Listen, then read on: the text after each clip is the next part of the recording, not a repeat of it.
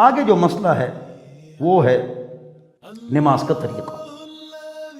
ہم جو نماز پڑھتے ہیں، ایک تو نماز نہیں پڑھتے ہیں، 97% لوگ نماز میں سستی کرتے ہیں، تو نماز نہیں پڑھتے ہیں۔ جو پڑھتے ہیں وہ غلط پڑھتے ہیں، اور یا پڑھتے نہیں ہیں، اور جو پڑھتے ہیں وہ جلدی جلدی پڑھتے ہیں۔ تو آہستہ سکون سے نماز پڑھو، اپنی اولاد کو بھی نماز کا حکم دو۔ مروا اولادکم بالصلاۃ اذا بلغوا 7 واضربوہم بها اذا بلغوا 10۔ اولاد کو نماز کا حکم دو جب وہ 7 سال کے ہو جائیں، ان کو مارو نماز نہ پڑھے اور 10 سال کے ہو جائیں، اور ان کے بسترے الگ کرو۔ 10 سال کا بچہ بچی یہ الگ سوئیں گے، بالغ ہو جائے ان کی شادی کا پروگرام کرو تاکہ ذمہ داری ان کے سر پر آ جائے اور ان کا ذہن اور ان کی شرمگاہ پاک رہے۔ بہرحال تو میں آپ حضرات کو بتلا رہا تھا کہ نماز کا طریقہ، اس کو توجہ سے سنو۔ پہلی بات یہ ہے کہ آپ وضو سکون سے آہستہ کریں۔ 4 فرائض 13 سنتوں کا خیال کریں، اور پارٹ 1 میں اس کو آپ دیکھ لیں۔ صحیح طریقے سے وضو کریں اور گھر سے وضو کریں، پھر مسجد میں جائیں۔ مسجد آپ چلے گئے، النعلین تحت العینین، جوتے ایک حفاظت سے کہیں ایک طرف رکھ لیں، اور جہاں صف میں جگہ ہو وہاں ہوں، پیچھے کھڑے نہ ہوں، سب درمیان سے بنائیں، پنجے قبلے کی طرف سیدھے کریں، ٹخنوں شلوار اوپر رکھیں، ہر حال میں کم از کم نماز کے لیے تو اوپر رکھو۔ ایک صحابی نے نماز پڑھی، ٹخنوں سے شلوار لنگی نیچے تھی، حضور اکرم صلی اللہ علیہ وسلم نے ان کو کہا اعد الوضوء والصلاۃ جميعا، او کما قال، جاؤ وضو بھی کرو اور نماز بھی دہراؤ۔ اس سے نماز ٹوٹتی نہیں ہے، وضو ٹوٹتا نہیں ہے۔ ان کو بتا دیے کہ آپ نے بڑا جرم کیا ہے، اس پر 25 احادیث ہیں، اور ہم سستی کرتے ہیں۔ ٹخنوں سے شلوار اوپر رکھیں، نصف پنڈلی میں سنت ہے، نصف پنڈلی تک رکھنا یہ سنت ہے، اور ٹخنوں سے اوپر رکھنا یہ واجب ہے۔ یہ تکبر کی علامت ہے، نیچے رکھنا یہ علامت تکبر ہے۔ تمام صحابہ اور حضور اوپر رکھیں اور ہم نیچے رکھیں، اور ہم کہتے ہیں ہم میں تکبر نہیں ہے، تو کیا ان میں تکبر تھا؟ نعوذ باللہ من ذالک۔ تو یاد رکھیں، ٹخنوں سے شلوار اوپر رکھیں، پنجے قبلے کی طرف سیدھے کریں، ٹیڑھے نہیں، سیدھے، ہاتھ بالکل سیدھے، باندھ کے نہیں، سیدھے۔ توجہ سے بات سنیں، نماز کا طریقہ آپ کو بتا رہا ہوں۔ ہاتھ بالکل سیدھے، اور نیت کریں۔ زبان سے نیت کرنا نہ فرض ہے، نہ واجب ہے، نہ سنت ہے، مستحب بھی نہیں۔ صرف مستحب اس آدمی کے لیے ہے جو شک مزاج جو کہ میں نیت کی ہے نہیں کی ہے، ان کے لیے ہے۔ یاد رکھیں اس کو آپ سمجھیں، اللہ ہم سب کو سمجھ عطا فرمائے۔ ولا عبرۃ للذکر باللسان، فتح العلمگیری جلد نمبر 1 صفحہ نمبر 1۔ زبان سے نیت کا اعتبار نہیں ہے، زبان سے نیت کا اعتبار نہیں ہے۔ دل میں اثر ہے، اثر کی نماز پڑھ رہا ہے، زبان سے اس نے زور کی نماز کی، نماز ہو گئی، اس لیے کہ دل کی چیز ہے، زبان سے نیت کا اعتبار نہیں ہے۔ جب آپ جنازے کے لیے، عیدین کے لیے، جمعے کے لیے، نماز کے لیے آئیں، کس کے لیے آپ آئیں؟ نماز کے لیے، کہو اللہ اکبر، بس نیت کی بات بھی ہوگی، کس طرح کھڑا ہونا ہے۔ جب آپ اللہ اکبر کہیں گے تو آپ نے سجدے کی جگہ پر دیکھنا ہے۔ لوگ کعبے کو دیکھتے ہیں، کعبے کی طرف، اللہ اکبر، اس طرح اللہ اکبر، یہ غلط ہے۔ یہاں سے آپ نے ہاتھ اٹھانا ہے۔ جب آپ اللہ اکبر کا حمزہ پڑھیں اس وقت سے آپ نے اٹھانا شروع کرنا ہے، اللہ اکبر۔ یہاں سے ہاتھ سیدھے ہیں، جب حمزہ اللہ تو پھر اٹھانا ہے۔ اس طرح لوگ کرتے ہیں، اللہ اکبر، ایسے نہیں، مستحب ایسا ہے، اللہ بات سمجھ میں آ گئی؟ سجدے کی جگہ پر دیکھنا، قبلے کی طرف نہیں دیکھنا ہے، ہاتھ اٹھاتے ہیں۔ اگلی بات جو ہے، کانوں تک ہاتھ اٹھانا ہے، بعض سینے تک اٹھاتے ہیں۔ دونوں احادیث سے ثابت ہے، مالک الحویرث رضی اللہ عنہ سے روایت ہے، وائل رضی اللہ عنہ سے روایت ہے، دونوں ٹھیک ہے۔ لیکن امام نووی رحمۃ اللہ علیہ، جو بہت بڑے بزرگ ہیں، امام نووی رحمۃ اللہ علیہ، وہ فرماتے ہیں وَأَجْمَعُوا، تمام فقہاء نے اس بات پر اجماع کیا ہے۔ کیا اجماع کیا ہے؟ یہ اجماع کیا ہے کہ جب آپ ہاتھ اٹھائیں تو کانوں تک اٹھائیں، شرح مسلم میں ہے، لگانا نہیں ہے حدیث میں۔ تو انگلیاں کانوں کے اوپر، یہ بھی حدیث میں، مسلم شریف، مالک الحویرث سے روایت ہے، اور کانوں تک انگوٹھے اور یہ جگہ ہتھیلی یہ سینے تک، تو گویا کہ 3 حدیثوں پر عمل ہوگی، گویا کہ 3 حدیثوں پر عمل ہوگی۔ اللہ ہم سب کو سمجھ عطا فرمائے، اللہ ہم سب کو عقل عطا فرمائے۔ تو کانوں تک ہاتھ اٹھانا، کوئی سینے تک اٹھائے تب بھی ٹھیک، لڑائی جھگڑے مت کرو، نیت کی بات بھی گزر گئی۔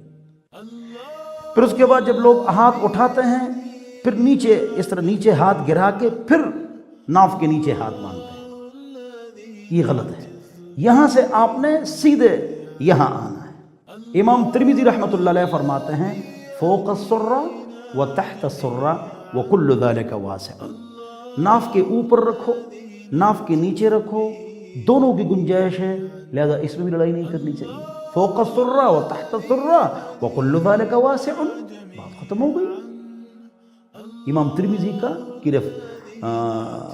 کا حوالہ ہے، ریفرنس ہے، اس کی ریمارکس ہیں، لہذا اس میں بھی لڑائی جھگڑے مت کرو، لڑائی جھگڑے نہیں کرنے چاہیے، معمولی باتوں پر لڑائی مت کرو۔ تو پھر ہاتھ پکڑنا کس طرح ہے؟ ایک حدیث میں آتا ہے اخذ، حضور نے پکڑا صلی اللہ علیہ وسلم، ایک میں ہے وضع، حضور نے ہاتھ رکھا، تو یہ ہو گیا اخذ پکڑ لیا، یہ ہو گیا وضع رکھ لیا۔ اور ان من السنت ان تضع الکف علی الکف تحت السرہ، ناف کے نیچے ہاتھ باندھو، تو یہ سنت ہے، یہ سنت میں سے ہیں، ابو شریف کی روایت ہے، لہذا یہ آپ نے سینے پر ہاتھ باندھنے کا ذکر مسند احمد صحیح ابن خزیمہ میں ہے، ہماری جو روایت ہے وہ ابو داؤد میں ہے، لہذا لڑائی جھگڑے مت کر، اللہ ہم سب کو سمجھتا ہے۔ امام ترمذی رحمۃ اللہ علیہ کی ریمارکس وہ میں نے آپ کو بتا دی، یہ بات ختم ہو گئی۔ جس حدیث میں آتا ہے اس کو پکڑنے کا ذکر آتا ہے یہاں سے لے کر یہاں تک، تو ہم اس کو پکڑ کر کہتے ہیں کہ پھر ناف کے نیچے تو نہیں ہو سکتا ہے، تو آپ کو کس نے کہا کہ یہاں سے پکڑو؟ یہاں سے پکڑو نا، آگے نا، اس کا یہ حصہ پکڑو، تو حدیث پر عمل ہوگی، تو 4 حدیثوں پر عمل ہوگی، اخذ، وضع، تحت السرہ، اور اس کو ہم پکڑتے تھے ساری، کیا ضرور ہم ادھر سے پکڑیں، ادھر سے پکڑو نا، ساری حدیثوں پر عمل ہو جائے گا۔ اللہ ہم سب کو سمجھ عطا فرمائے۔ پھر اس کے بعد آپ نے کھڑا ہونا ہے بالکل سیدھا، بالکل سیدھا آپ نے کھڑا ہونا ہے۔ لو خشع قلبہ لخشعت جوارحہ او کما قال، اگر دل میں خشوع ہے تو اعضاء پر سکون۔ پھر رکوع کے لیے جب آپ جائیں گے تو ہاتھ نیچے پھینک دیتے ہیں لوگ، نہیں، یہاں سے آپ سیدھے رکوع کے لیے ہاتھ لے جائیں گے، اس طرح پکڑنا ہے، گھٹنے کو پکڑنا ہے، اس طرح ہاتھ سیدھے، پیر سیدھے، کمر اور سر بالکل سیدھی، اس طرح آپ نے کرنا ہے، صحیح طریقے سے نماز پڑھنا ہے۔ جب آپ رکوع کے لیے جائیں، لوگ رکوع کے لیے جاتے ہیں تو اس طرح بالکل سیدھے جانا ہے، لوگ اس طرح جاتے ہیں تو یہ دوسرے رکوع ہو گئے، بالکل اس طرح سیدھے جانا۔ پھر جب آپ سجدے میں جائیں گے کہاں ہاتھ رکھیں گے؟ یہاں تک آپ نے ہاتھ اٹھایا تھا، جب یہاں تک ہاتھ اٹھایا تھا تو یہاں ہی رکھو گے، نہ آگے نہ پیچھے، نہ ملا کے، اور زمین پر کوہنیاں آپ نے نہیں لگانی۔ حضور اکرم صلی اللہ علیہ وسلم نے اس کو کتے کی عادت فرمایا ہے، انبساط القلب، تو اس طرح مت کرو، بالکل ہاتھ سیدھے، انگلیاں ملی ہوئی، یہ کوہنی زمین سے اوپر، اور اس سے بعد لوگ ٹیک لگاتے ہیں، پورا جو بدن ایک دوسرے سے جدا۔ التحیات میں اگر آپ ران سے ہاتھ آگے کریں تو ہاتھ کٹتے ہیں، مشہور ہے، غلط مشہور ہے، اور اگر ران سے ہاتھ آپ پیچھے کر لیں، یعنی آپ نے ہاتھ پیچھے کر لیے تو ران کٹیں گے، یہ بات غلط مشہور ہے۔ اور اسی طرح 2 انگلیوں کو آپ نے رکھنا ہے ہتھیلی پر، اور 2 انگلیوں کو ملانا ہے، اور شہادت کی انگلی اٹھانی ہے، اشہد ان لا الہ الا اللہ پر جھکانا ہے، تھوڑا سا رکھنا نہیں۔ مولا علی خیر رحمۃ اللہ نے اس پر کتاب لکھی۔ رکوع کے لیے آپ کیسے جائیں گے میں نے آپ کو بتا دیا، بالکل اس طرح سیدھے جائیں گے، اس طرح نہیں جانا ہے، لوگ اس طرح جاتے ہیں، یہ غلط ہے۔ اور سجدے میں آپ نے پیچھے دونوں پیر ملائیں تب بھی ٹھیک ہے، پنجے قبلے کی طرف ہو ٹھیک ہے، دونوں پیر جدا ہوں تب بھی ٹھیک ہے۔ اگر پیچھے سے پیر اٹھ جائیں تو نماز ٹوٹ جاتی ہے، بہت مشہور ہے علماء میں بھی، یہ جھوٹ ہے۔ بلکہ بات یاد رکھیں کہ اگر پیچھے سے پیر اٹھ جائیں تو اس سے نماز نہیں ٹوٹتی۔ سجدے میں پیر اٹھ جائیں، ایک پیر لگا ہو یا پیر کا ایک حصہ لگا ہو، ایک سبحان ربی الاعلیٰ کی مقدار، باقی دونوں اٹھ جائے یا ایک، اس سے نماز نہیں ٹوٹتی، یہ غلط مشہور ہے۔ بات سمجھ میں آگے نہیں آگے؟ اللہ ہم سب کو سمجھ عطا فرمائے، اس کو آپ حضرات نوٹ فرما لیں۔ پھر آپ نے انگلی اٹھانی ہے، 2 انگلی آپ نے رکھ لی ہتھیلی پر، ہتھیلی پر رکھ کے 2 انگلیوں کا آپ نے ملایا، دونوں انگلیوں کو آپ نے ملایا، پھر آپ نے اشہد ان لا الہ اٹھانا ہے، الا اللہ رکھنا نہیں ہے، اٹھا کے رکھنا ہے، تھوڑا سا مائل کر کے اس کو دیکھنا ہے آپ نے نماز، ویسے سجدے کی جگہ پر اس کو پھر دیکھنا ہے، یہ سلام تک اس طرح کھلا رکھیں، یہ ہے طریقہ۔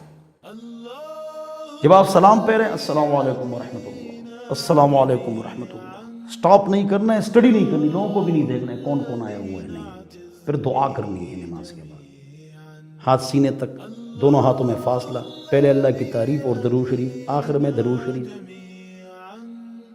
باب رفع الایدی فی الدعاء، امام بخاری نے باب باندھا ہے رحمہ اللہ کہ دعا میں ہاتھ اٹھاؤ، اور دوسرا باب باندھا ہے باب استحباب الدعاء بعد صلاۃ المکتوبہ، فرض نماز کے بعد دعا مستحب ہے، تو ان دونوں بابوں پر آپ نے عمل کرنا ہے، فرض نماز کے بعد دعا مانگو اور ہاتھ اٹھاؤ۔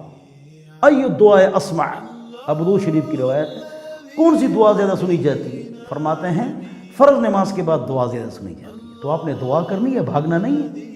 تو بعض لوگ دعا کرتے ہیں، لوگ امین امین کہتے ہیں، یہ بدعت ہے، اس پر ہمیشگی کرنا بدعت ہے۔ کبھی کبھی شفائے مریض، برکت مکان، فوتگی ہو گئی، کوئی مسئلہ ہے، پھر ٹھیک ہے۔ یہاں لوگوں کو دعا کا طریقہ سکھانے کے لیے جمعے میں یا بڑے مجمع میں اس طرح کہا جائے، تعلیم کے لیے مستقل امام کا دعا کرنا، لوگوں کو امین امین کہنا، یہ قرآن سے ثابت نہیں ہے۔ امام اپنی دعا کرے گا، لوگ اپنی دعا کریں گے، امام مقتدی سے، مقتدی امام سے پہلے جا سکتے ہیں۔ کون سی دعا زیادہ سنی جاتی ہے؟ بعد الصلوات المکتوبہ، فرض نماز کے بعد دعا زیادہ سنی جاتی ہے، اور ہمارا دوست چلے گیا، اس نے دعا تو نہیں کی۔ باب استحباب الدعاء بعد صلاۃ المکتوبہ، فرض نماز کے بعد دعا مستحب ہے، بخاری شریف، لیکن اپنی اپنی دعا باکو الا فتباکو، رو یا رونے کی شکل بنو، صحیح طریقے سے دعا کرو، صحیح طریقے سے نماز پڑھو، آہستہ آہستہ نماز پڑھو، خوبصورت نماز پڑھو، ہاں یہ میری آخری نماز ہے، اس طرح نماز پڑھو، پابندی سے نماز پڑھو۔ کوسچن پیپر ملتا ہے، فرسٹ کوسچن لازم ہے، فرسٹ کوسچن لازم ہے، وہ کیا ہے؟ آخرت کا کوسچن پیپر، اس میں فرسٹ کوسچن لازم ہے، وہ ہے نماز، اس میں سستی نہ فرمائے۔ تو نماز کا طریقہ بھی میں نے آپ کو بتا دیا۔ بہرحال جو مسئلہ آپ کو نہیں آتا، یا شک ہو یا وہم ہو یا کوئی دلیل معلوم کرنی ہو، تو پھر میرے واٹس ایپ پر آپ مجھ سے تجوید کے جو کلپس ہم نے 12 بنائے ہیں، اپنی تجوید ٹھیک کیجیے، وہ بھی مجھ سے منگوا لیں، اور فون کر کے آپ مسئلہ پوچھ سکتے ہیں، یا واٹس ایپ اچھا ہے 0311 444 0006۔